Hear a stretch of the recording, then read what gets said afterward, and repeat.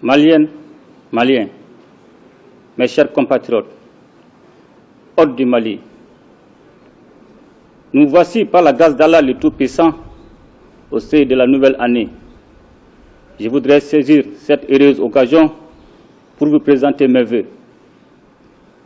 En ce moment précis, j'ai une pensée profonde pour tous ceux d'entre nous qui souffrent pour quelque raison que ce soit, ainsi que pour nos forces de défense et de sécurité qui, de jour comme de nuit, veillent à l'intégrité du territoire et à la tranquillité de nos populations.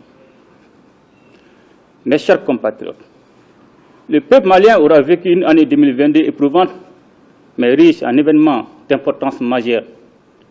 En effet, notre pays a été soumis à de dures épreuves liées à un contexte international difficile.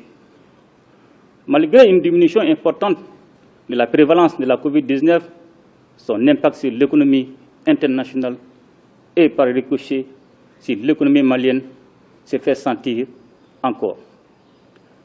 De surcroît, les sanctions illégales, illégitimes et inhumaines imposées à notre pays par l'UEMOA et la CEDEAO ont eu des effets néfastes sur la croissance économique. C'est donc le lieu pour moi, une fois de plus, de saluer la résilience du peuple malien face à l'adversité. Nous devons ceci à l'union et à la solidarité dont nous avons su faire preuve. Il nous faut donc renforcer cette union et nous engager encore plus pour notre chère patrie. Pour ce faire, nous avons décidé d'instituer le 14 janvier comme journée nationale de la souveraineté retrouvée, en souvenir de la grande mobilisation contre les sanctions illégales, illégitimes et inhumaines de la CEDEAO et de l'UEMOA. Mes chers compatriotes, l'option de la reconquête de notre souveraineté est pour nous la seule possible si nous ne voulons pas être complices de la perpétuation du système de dépendance qui hypothèque notre avenir.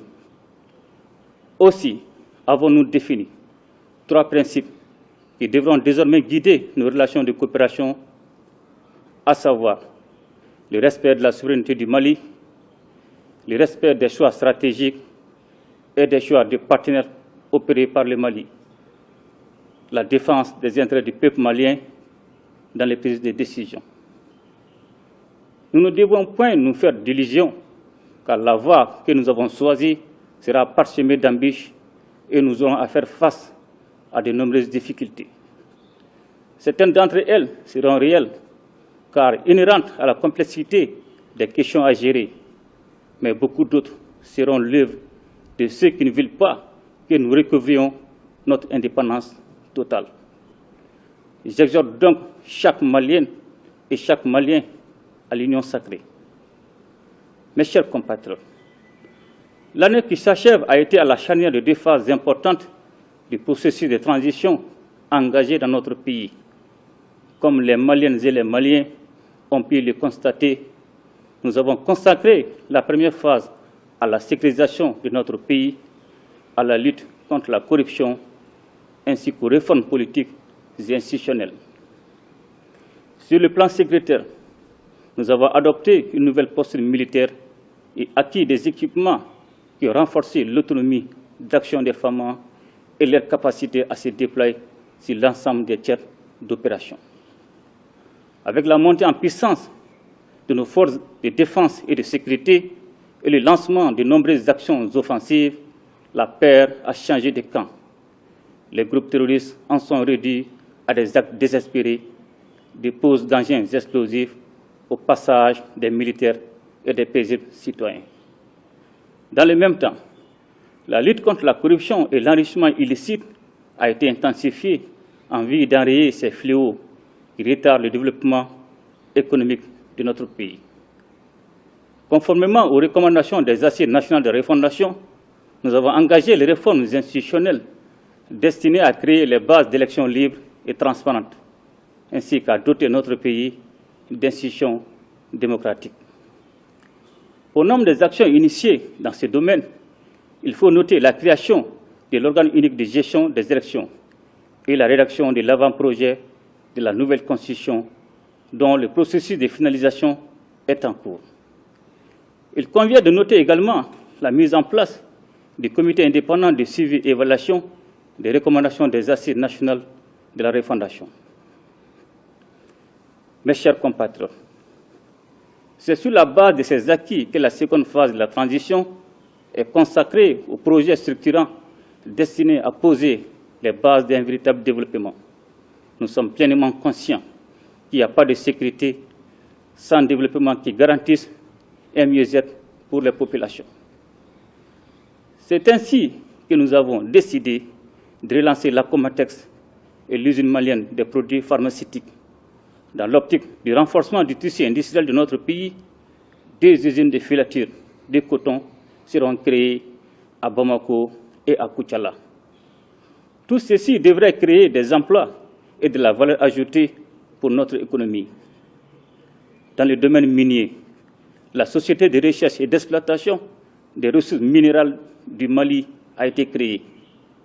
Par ces faits, nous ambitionnons de mettre les ressources minérales au service du développement exclusif de notre pays. Il faut noter aussi la relance du secteur ferroviaire. Le gouvernement est engagé sur plusieurs fronts en vue de la satisfaction des besoins fondamentaux des Maliens. Le projet de création du complexe hospitalier de 4e référence, qui s'ajoute à l'hôpital militaire de même niveau, participe de cet esprit. Aujourd'hui, plus que jamais, nous devons rester unis et engagés pour les grands sentiers de développement. Notre pays est riche en ressources naturelles, notre peuple est brave et travailleur. Ensemble, nous pouvons et devons créer les conditions de l'émergence du Mali. Mes chers compatriotes, nous comprenons combien nos populations sont éprouvées par un contexte économique difficile pour l'ensemble des pays du monde. C'est pourquoi j'ai instruit le gouvernement de prendre des mesures pour contrer l'augmentation des prix des produits de première nécessité. Il faut rappeler que tout ceci intervient dans un contexte de baisse des recettes de l'État due à l'insécurité. Aussi, pour lutter contre la cherté de la vie qui fragilise davantage les couches les plus vulnérables, le gouvernement a pris des mesures énergiques destinées à stabiliser les prix et à augmenter le revenu des travailleurs. Ainsi, il a été accordé des subventions sur l'importation de plusieurs produits qui ont occasionné des manques à gagner à hauteur de 8 milliards de francs CFA pour le sucre, 3 milliards pour le lait, 1 milliard de francs CFA pour l'huile alimentaire et 132 milliards de francs CFA pour les produits pétroliers. Dans le même temps, l'harmonisation de la grille salariale induisant une augmentation des salaires pour les travailleurs d'un coût annuel d'environ 200 milliards de francs CFA.